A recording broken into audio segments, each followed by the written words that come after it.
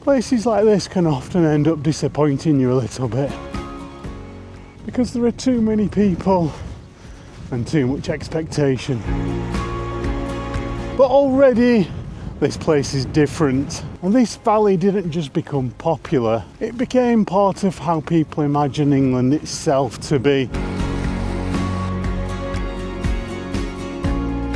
So today we're seeing whether one of England's most popular valleys lives up to its legend.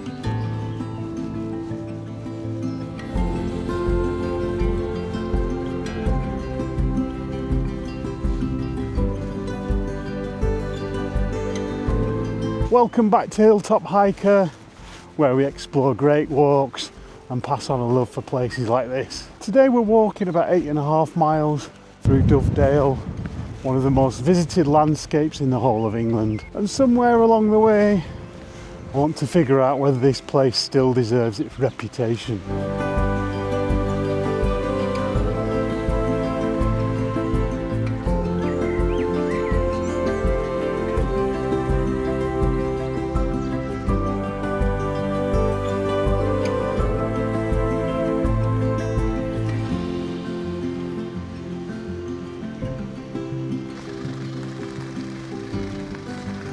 Ilam's like the perfect English village, isn't it? But the strange thing is, a lot of what we can see isn't actually centuries old at all. In the 19th century, James Watts Russell inherited a fortune from cotton and banking, so he bought the Ilam estate and he rebuilt the village, and basically created his own ideal version of England.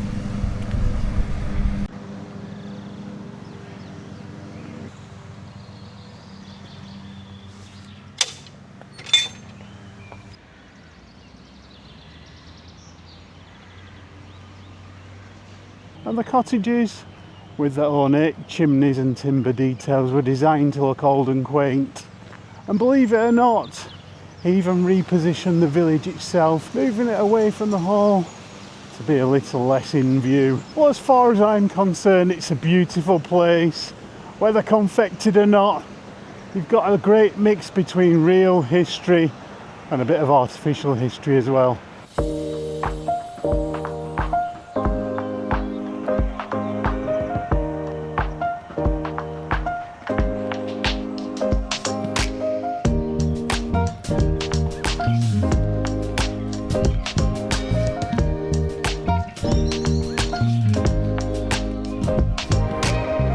Don't you just love the smell of wild garlic at this time of year? The church back there has been in use since Saxon times, or maybe even earlier. And inside the church is the tomb of the little known Saint Bertram, who was a Mercian nobleman, and he supposedly retreated there after the loss of his wife and child. It just shows that places like this contain the past of people who came here searching for peace, long before we turned up with our hiking boots and our coffee flasks.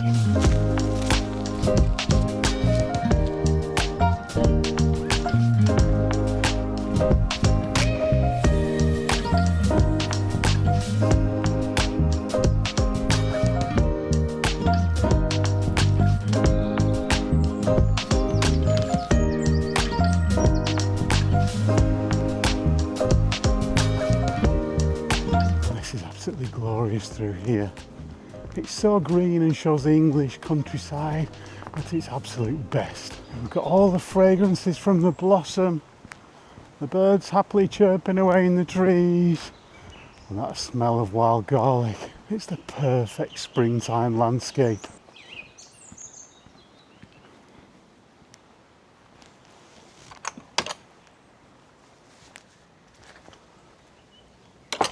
Right now we're heading along a section of the River Manifold. There's something so special about rivers like this, isn't there? They just invite you to be present and take it all in.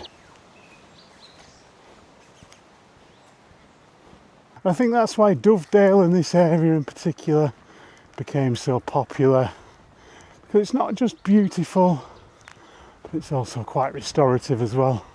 Nice and comfy under there, sheltering from the sporadic rain showers.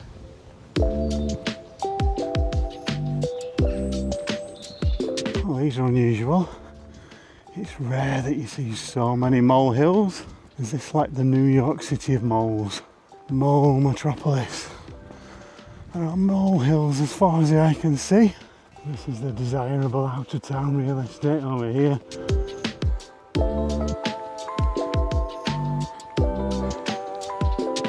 It's one of those days today where it's warm and showery and you're always on and off with the different layers.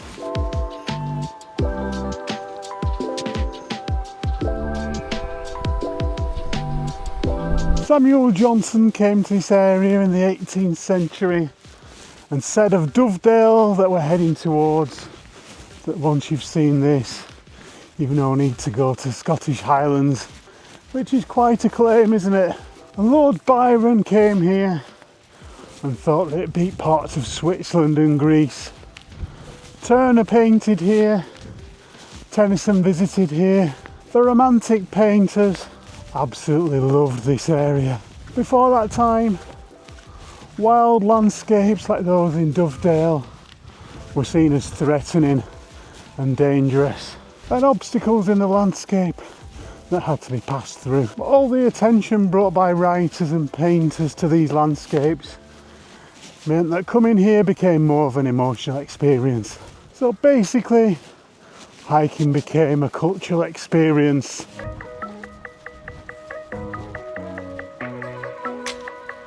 Well, we've got Monty out of his carrier now, and my shoulder certainly feels a lot better for it, and he definitely enjoys the freedom.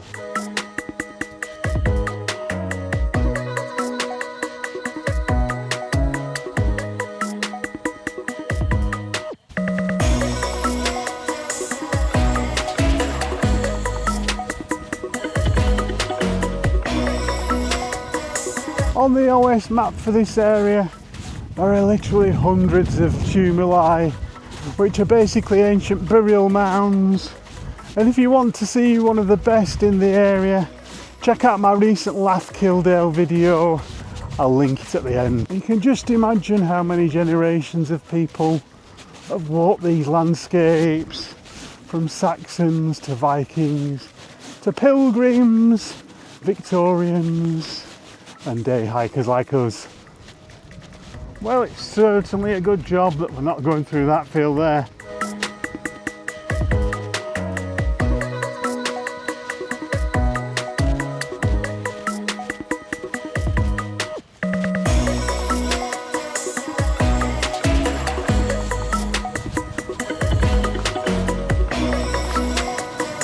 Okay, so right now we're heading over towards Milldale, which is a tiny hamlet that sits at the top of Dovedale. Once the railways arrived here in the 19th century, Dovedale exploded in popularity. For the first time, ordinary working people from the Midlands could come here and have a lovely day out. And they absolutely flooded here. The Victorians essentially turned Dovedale into a national treasure.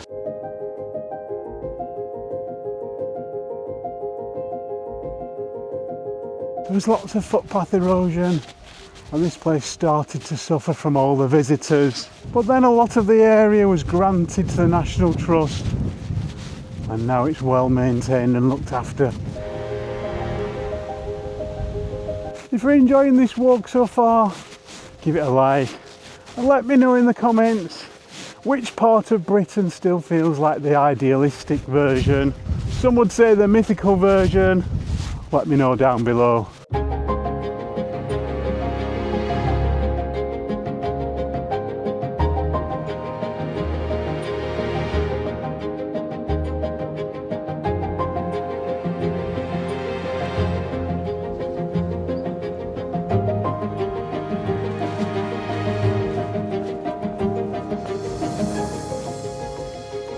So here we are in Milldale, which feels like the village that time forgot.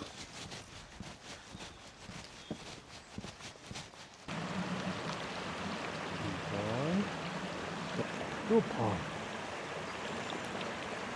So we've just dropped down near Milldale, and now we're going to see if this place really deserves its status as a national treasure, because the final section down here is what everybody comes for.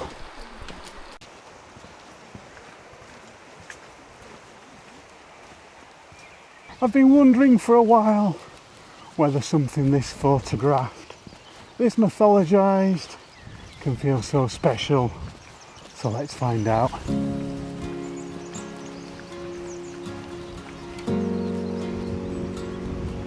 It does feel so idyllic and tranquil through here. It's got photographers looking for birds on the river, fishermen, a cuckoo in the distance, sheep asleep, like everything's just slowed down.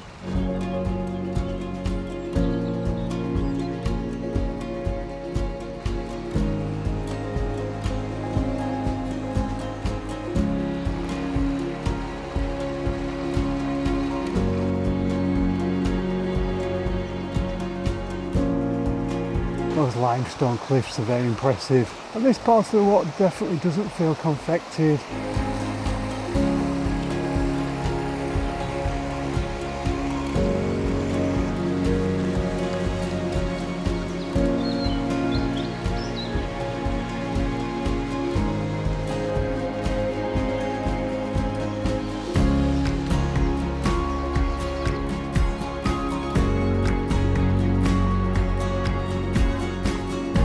Dovedale caves back there, been enjoyed by a school party, why not?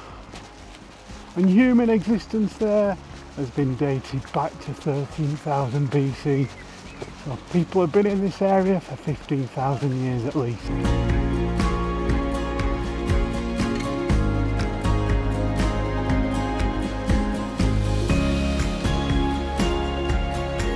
Something I think pictures don't quite capture about Dovedale is just how vibrant and alive it feels.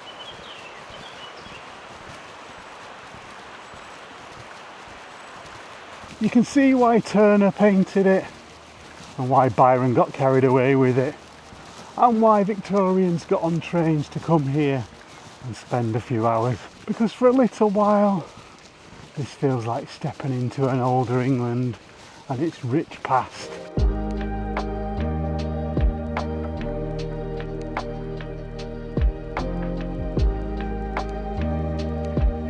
Little dipper there.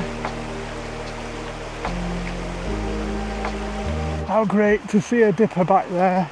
There are lots along here, so much so that the National Trust logo for Dovedale is a dipper on a hiking boot, and in my opinion it's a must-have.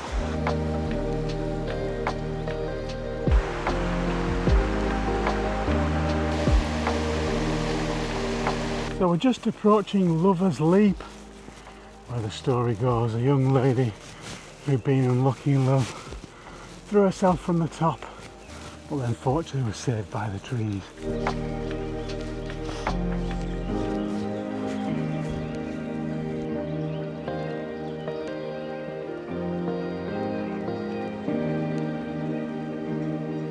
I think what surprised me most about today isn't that this place is stuck in time at all. In fact, it's a vibrant place whose mystique still endures to this day. Generation after generation have projected something different onto this place. Saints search for solitude here, romantic poets search for beauty, Victorians searched for escape, and maybe now we come here for something slightly different, for a reminder that places like this still exist. It's not untouched, it's definitely not undiscovered, but it's still capable of stopping you in your tracks.